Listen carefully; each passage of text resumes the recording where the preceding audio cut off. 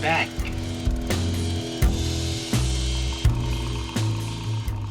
Well, I had success with the Checkered Flag and Racing Fever, commercial success. Figured, well, I'll now go to stock car racing. So I wrote a script called Pit Stop, which was about a stock car driver. We were just starting pre-production, and I read in Hollywood Reporter Variety, Roger Corman's Wild Angels, biggest independent grossing film. So that was like the first motorcycle film. They're wild and no angels, law-defying, getting their kicks from violence and torture. Marlon Brando's film was really, didn't depict the now type motorcycle gangs that were now in existence. So I went to my investors and I said, I know you think I'm completely nuts, but I don't want to do a Pit Stop. I want to rewrite it and call it The Wild Rebels. But I still incorporated the race car driver, where this gang, they want to rob banks. So rather than rob them on motorcycles, they used the car and they more or less enticed him or kidnapped him to be the driver, because he was an excellent driver.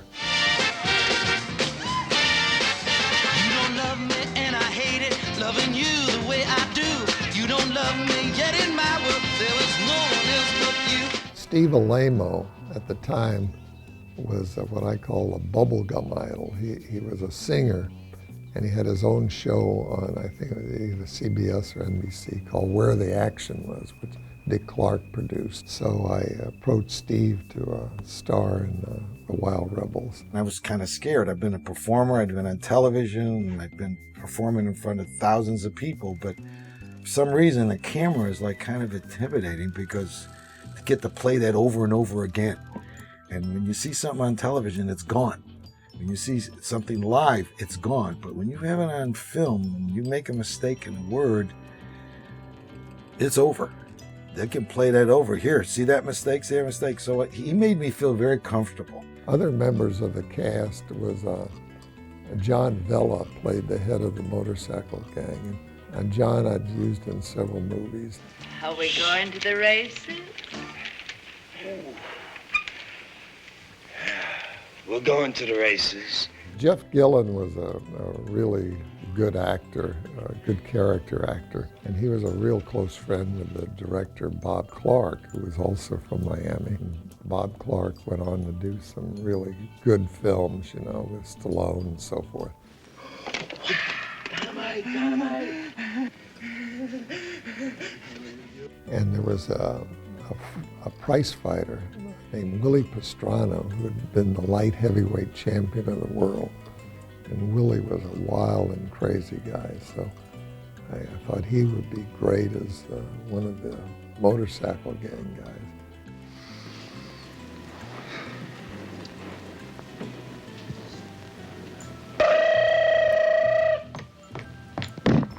I remember Bill said, we're going to have these stunt guys that are going to be in this film, and some of them are real Hell's Angels. I said, they are?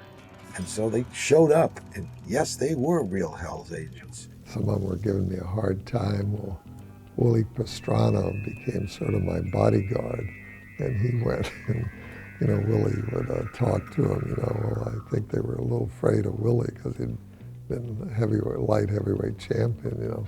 You gonna join us? Sorry, friends. But I like these clothes, and I'm not about to exchange them for a suit of stripes.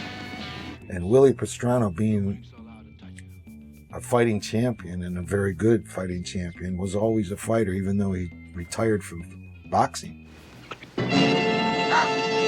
Banjo! We had a fight scene in the script, and it called for me, this rock and roll singer, to beat up this bad guy who happened to be Willie Pastrana. And he said to us, no, this is not going to work. And he told Bill, he says, no, this is not going to work. And Bill says, well, it's in the script. You're a bad guy. You can't win. So he says, all right, but only if I get to choreograph this. So now he's choreographing with left hook combinations, uppercuts, right crosses, combination this and that and that. And I think I learned more about boxing than I learned about acting, because I spent more time with Willie rehearsing these fight scenes.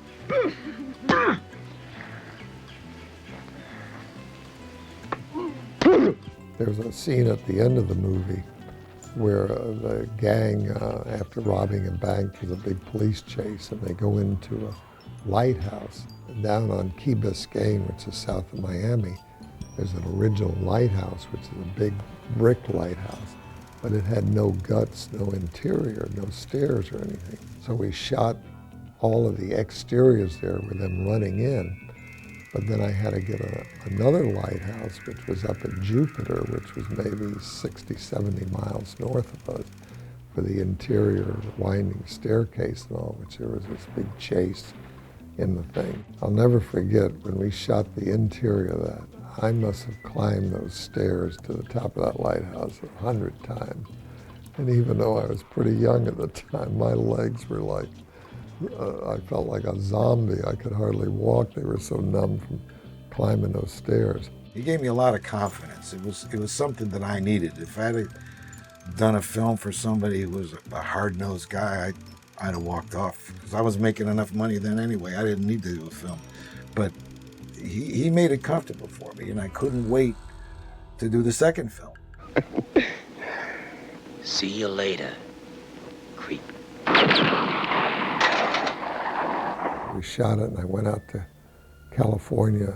By then, distributors had moved out to California, several of them. So I ended up with a company called Crown International. Crown had a couple of really big accounts, including American International.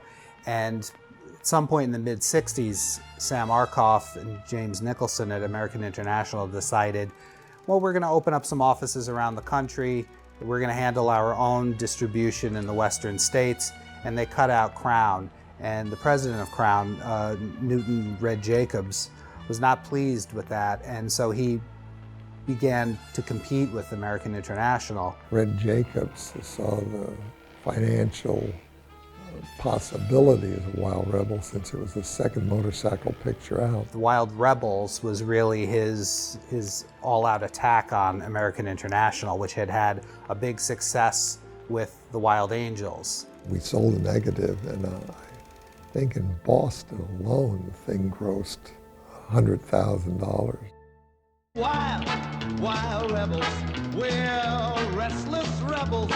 We have no plans and live from